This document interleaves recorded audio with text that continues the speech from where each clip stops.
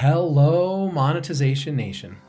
I'm Nathan William, your host, and today we're going to talk about why the golden rule is still great in business. Can you think back of some times where businesses have gone out of their way to treat you really well? I'll give you a couple examples that have happened to our family recently. My wife and I were staying at the Gaylord Hotel in Orlando, Florida for a conference. And while we were there, the Gaylord Hotel would deliver to our room bottles of water every time we called down and asked for them. They would just send up 4 bottles of water. Who does that? It seems like every hotel wants to charge you $5 for a bottle of water. But the Gaylord Hotel, when you were thirsty, you could just call down and they would send up 4 new bottles of water for you. That is the golden rule. That is treating people the way that they would want to be treated. Another example, when we travel, my wife is in a wheelchair and she can't walk.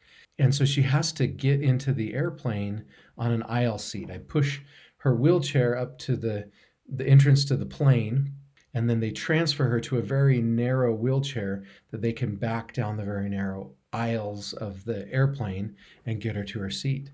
And airlines consistently take such good care of her. They board her first. They rearrange her seat and move her to the front so that she doesn't have to travel far on that aisle chair as much as they're possible. If our family isn't seated together, they help make sure that they rearrange our seats so that our family's together. They treat my wife and our family the way that they would want to be treated. The golden rule, as we know, is to treat others the way we would like to be treated. It's practicing thoughtfulness. It's thinking of customers so that they will think of you. Orson Swett Marden adapted the rule for business. He said, quote, "The golden rule for every businessman is this: put yourself in your customer's place." I like to say, treat your customers the way we want someone to treat our moms. If our mom was in this situation, how would you treat her? How would you want someone to treat her? And that should be the standard. Shortly before Stephen Covey tragically passed away, I was blessed to be able to hear him speak for an afternoon. And in that, one of the concepts that he talked about was this principle of the golden rule. And he brought up a series of slides in which he showed us that the golden rule is consistent across every major world religion. Here are just a few examples. In Buddhism, it is taught, hurt not others in ways that you yourself would find hurtful. In Christianity, it's taught, therefore all things whatsoever ye would that men should do to you, do ye even so to them. Confucianism teaches, try your best to treat others as you would wish to be treated yourselves, and you will find that this is the shortest way to benevolence. Hinduism teaches, this is the sum of duty. Do not do to others what would cause pain if done to you. Islam teaches, none of you truly believes until he wishes for his brother what he wishes for himself.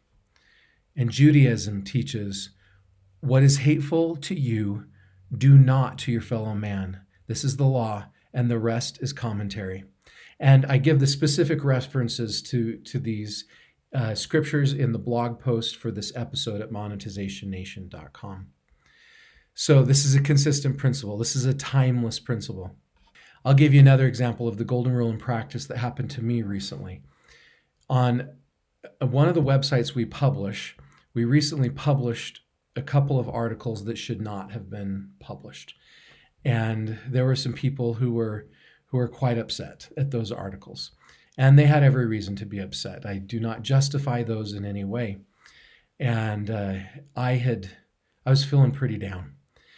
And as all of this was happening, I went and visited this company, and I parked behind their building, and I went in with my code in their back door, and I was getting in the elevator to ride it up to where my office is. And a man who works in maintenance for that company saw me as I was getting into the elevator, and he was coming out of the elevator. And after I was in and hit my floor, he turned around and got in the elevator with me. And he rode the elevator up with me. And he really cared what I was feeling and what I was going through. And he shared an uplifting message with me. He truly treated me with the golden rule, the way that he would want to be treated. Another example of the golden rule is in our consulting and advertising contracts. We have a philosophy that we don't do any long-term consulting or advertising contracts. Everything is month to month, which requires us to keep the customer happy every month so they can stay with us. And we do that because we hate being locked into long-term contracts and being forced to pay for something that we don't want. So we don't require that of our customers. But as a result, because we are forced to keep them happy every month, we find that in many cases it keeps our clients with us much longer than if they were forced in a long-term contract. Because we keep them happy every month, we can actually keep them longer. So what are some other reasons that businesses should look carefully at the golden rule? I believe that it shows customers we value them and care about their needs. I believe it increases customer trust and loyalty. I believe it increases our positive reviews and recommendations. I believe it makes us more memorable. And I believe we have a more satisfied workforce and team. My grandfather, when he was younger, worked for JCPenney. And I think JCPenney really did a good job of ingraining this golden rule as one of their core foundational business principles. So JCPenney was founded in Wyoming in 1902 by James Cash Penney. He named the first store the Golden Rule. He chose this to help his team remember their standard they knew they would choose to follow over the years, to treat others as we would like to be treated. And the source for that is the JCPenney newsroom. On their website, it says, quote, "Today we operate more than 650 locations across the United States and Puerto Rico. And while fashion and shopping patterns have evolved, our focus on putting customers at the heart of what we do remains unchanged," unquote. Penny was once quoted as having said, quote, "I cannot remember a time when the golden rule was not my motto and precept, the torch that guided my footsteps. The concept is to consider others first. The wise business leader and business will always treat others as they would like to be treated." Fred Reichheld wrote in the Harvard Business Review, quote, "Each time you live up to the golden rule, your reputation is enhanced. Each time you fail, it is diminished.